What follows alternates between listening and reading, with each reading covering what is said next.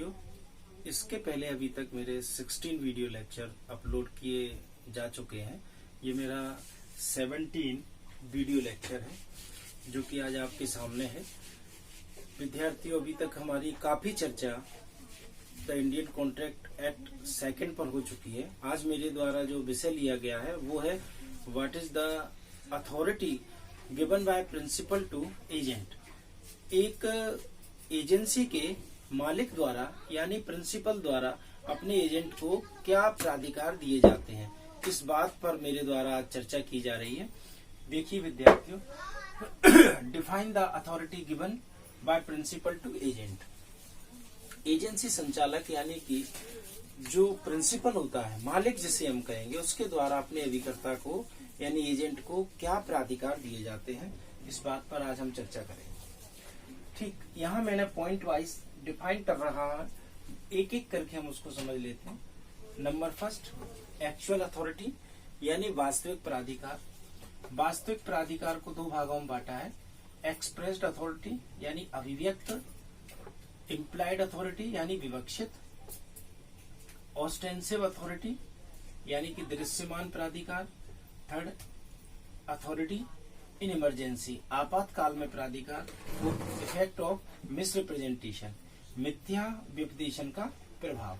इस तरह 1, 2, 3, 4 चार पॉइंट्स में मैंने इसे डिवाइड किया है। 1 बाय 1 करके हम समझ लेते हैं। नंबर फर्स्ट इसमें दे रखा है एक्चुअल अथॉरिटी। क्या होती है एक्चुअल अथॉरिटी? वास्तविक प्राधिकार हम किसे कहेंगे?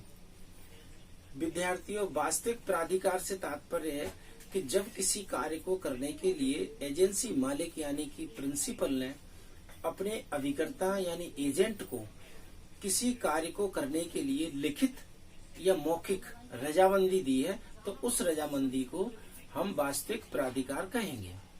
यानी कि वास्तविक प्राधिकार से तात्पर्य है लिखित या मौखिक प्राधिकार। उस लिखित या मौखिक प्राधिकार के तहत वो कोई कार्य करेगा और उस कार्य का जो परिणाम होगा उससे वो और उसका मालिक दोनों पाउंड होंगे। इस वास्तविक प्राधिकार को हमने दो भागों में बांटा है। नंबर 1, एक्सप्रेस्ड अथॉरिटी यानी कि अभिव्यक्त। अभिव्यक्त प्राधिकार से तात्पर्य ऐसे प्राधिकार से है जो प्राधिकार एजेंसी प्रिंसिपल द्वारा अपने एजेंट को लिखित या मौखिक रूप में दिया गया हो। अर्थात यहाँ पर लिखित रूप में उसने प्राधिकार दिया हो या मौखिक तौर पे दिया हो। ठीक, इन दो तरह के प्राधिकारों को हम एक्सप्रेस्ड अथॉरिटी कहेंगे। Second, implied authority. विवक्षित प्राधिकार से तात्पर्य एक ऐसे प्राधिकार से है जिसमें प्रिंसिपल ने अपने एजेंट को न तो लिखित में कुछ कहा है और न मौखिक तौर पर कुछ बात हुई है, जो कि सिर्फ संकेतों से, इशारे से, इत्यादि से। तो जब ऐसी अथॉरिटी एक प्रिंसिपल द्वारा अपने एजेंट को दी गई हो जो कि न तो लिखित हो न मौखिक हो, तो उसे हम विवक्षित कहेंगे, इम्प्लाइड यानी मौन रहकर। Second, ostensive authority. Ostensive authority से तात्पर्य एक ऐसी अथॉरिटी से है जिसके तहत एक एजेंसी प्रिंसिपल द्वारा अपने एजेंट को एक अथॉरिटी दी जाती है। उस अथॉरिटी में ये माना जाता है कि मालिक ने कुछ नहीं कहा किसी तीसरे व्यक्ति से, लेकिन तीसरे व्यक्ति ने ये देखकर कि ये जो व्यक्ति कार्य कर रहा है शायद यही मालिक है, और ये सोचकर अपने मन में एक धारणा बना ली जाती है कि जो व्यक्ति हमारे सामने किसी व्यापार के संबंध में कुछ टर्म्स लेकर आया है, इसका तात्पर्य वह स्वयं ही मालिक है। इसे कहेंगे हम दृश्यमान प्राधिकार, यानी कि जो देखने में आया तीसरे व्यक्ति को देखने में यह आया कि यही मालिक है। Third, authority in emergency. आपातकाल में प्राधिकार।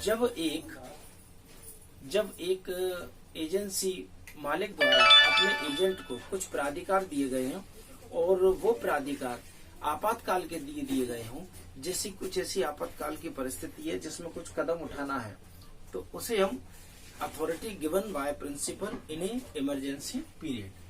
Fourth, effect in misrepresentation. ध्यान रहे विद्यार्थी, ये बात सच है कि अभिकर्ता अपनी ओर से कुछ नहीं कहता है, वह कहता है जो उसके मालिक द्वारा उसे समझाया जाता है, और प्रत्येक उसके द्वारा कहा हुआ शब्द अपने मालिक को लाभ पहुंचाने के लिए होता है। ध्यान रहे, तो थर्ड पर्सन का जब कॉन्ट्रैक्ट होता है तो एजेंट के साथ नहीं होता है, एजेंसी मालिक के साथ होता है।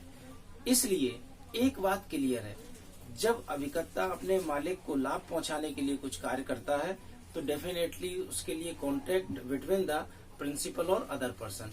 लेकिन अगर अभिकर्ता ने कुछ झूठ बोला है, मिथ्या व्यपदेशन किया है, जैसा कि मैंने यहाँ बताया है, इफेक्ट ऑफ मिस रिप्रेजेंटेशन। मान लीजिए एजेंसी की कुछ पॉलिसी थी, कुछ नहीं थी, कुछ टर्म्स थे, कुछ नहीं थे, और इसके अगेंस्ट अभिकर्ता ने कुछ ऐसी बातें बताई हैं जो कि झूठ है, तो ऐसी स्थिति में इसका परिणाम अभिकर्ता को स्वयं भुगतना पड़ेगा, न कि उसके लिए मालिक जिम्मेदार होगा। क्योंकि वे बातें जो किसी मालिक ने अभिकर्ता को बताने के लिए कही ही नहीं है, उन बातों का व्याख्यान अगर अभिकर्ता ने कर दिया है तो उन सभी बातों के लिए जिम्मेदार स्वयं अभिकर्ता होगा। विद्यार्थियों, कॉन्ट्रैक्ट सेकंड में एक एजेंसी के मामले में प्रिंसिपल यानी कि एजेंसी मालिक द्वारा अपने अभिकर्ता को जितने भी अधिकार दिए जाते हैं वो यही अधिकार है। मूलतः 4 प्रकार के अधिकार दिए जाते हैं। Number 1 actual authority, number 2 ostensive, number 3 authority in emergency. 3 तरह के अधिकार दिए जाते हैं। चौथे अधिकार का अगर वो उपयोग करता है जो कि मालिक द्वारा नहीं किया गया है तो इसका जिम्मेदार वह स्वयं होगा। विद्यार्थियों, आज का मेरा वीडियो लेक्चर यहीं समाप्त होता है।